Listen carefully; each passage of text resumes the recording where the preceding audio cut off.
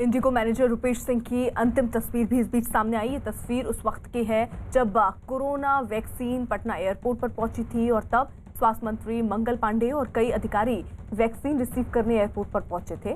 उस वक्त रुपेश सिंह भी उनके साथ मौजूद थे और इसके कुछ घंटों के बाद जब वो अपने घर लौटे तो बदमाशों ने उनकी हत्या कर दी।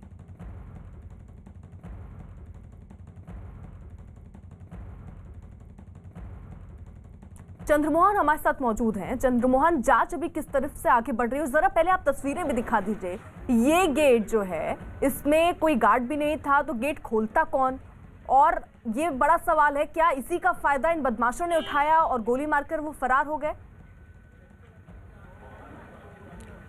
बिल्कुल, देखिए यही वो गेट है जिसके पास वो अपने गाड़ी के साथ पहुंचे थे। सामने जो है वो गाड़ी का शीशा बिखरा पड़ा है और अगर वक्त पर शायद गेट खुल गया रहता तो वो अंदर चले गए होते, लेकिन 7:15 पर जब वो यहाँ पर पहुँचे और गाड़ी से हॉर्न बजा रहे थे, बाहर को गार्ड आने के लिए, गार्ड के आने का इशारा कर रहे थे और वहाँ जो गार्ड रहता है वो अमूमन नहीं था, उसकी पत्नी मौजूद थी। उसके बाद उसका जो बच्चा है वो बाहर निकला गेट पर, गेट खोलने के लिए। इसी दौरान जो अपराधी पहले से हाथ लगाए बैठे थे उन लोगों ने फायरिंग कर दी और जब तक रुपेश को अस्पताल पहुंचाया जाता, डॉक्टरों ने उन्हें मृत घोषित कर दिया। तो यहाँ पर वो इंतज़ार कर रहे थे और जो ये सड़क है बिल्कुल डेड एंड है, इसके बाद घर है, इसके बाद आप आगे नहीं जा सकते हैं। तो कहीं ना कहीं जो अपराधी हैं वो पेशेवर अपराधी थे जो यहाँ पर पहुँचे थे और इंतज़ार कर रहे थे कि रुपेश कब यहाँ पर पहुँचते हैं, कैसे पहुँचते हैं और उसके बाद उनके ऊपर हमला किया गया। हालांकि इस हत्याकांड के बाद प्रशासन जाँच में जुटी हुई है। 2 टीम बनाई गई है जिसमें एक तरफ STF है तो दूसरी तरफ SIT का गठन किया गया है जो लगातार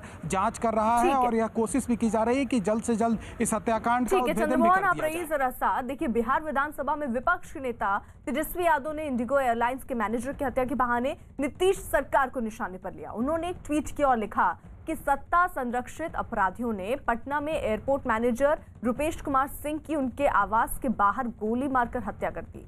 वो मिलनसार और मददगार स्वभाव के धनी थे। उनकी असामयिक मृत्यु से बहुत दुखी हूं। भगवान उनकी आत्मा को शांति प्रदान करे। बिहार में अब अपराधी ही सरकार चला रहे हैं। इंडिगो के मैनेजर को उनके घर के पास गोली मारकर हत्या कर दी गई है। हमारे साथ मौजूद हैं RJD नेता भाई वीरेंद्र। इस हत्या को किस तरह से देखा जाए, क्या माना जाए? कानून व्यवस्था एकदम चौपट है बिहार में। कानून पर किसी का फोकस नहीं है।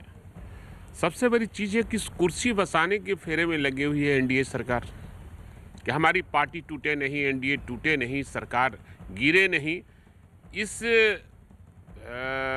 जोड़ तोड़ में ये लगी हुई है और जिन पदाधिकारियों को पोस्टिंग किया जा रहा है, जात के नाम पर उनकी पोस्टिंग हो रही है, पैसा लगकर पोस्टिंग हो रहा है और अच्छे पदाधिकारी या तो वो CID में हैं, चाहे संटिंग पोस्ट पर डाला गया इसलिए कि वो उनके मन में लगता है कि यह हमारे वोटर नहीं है।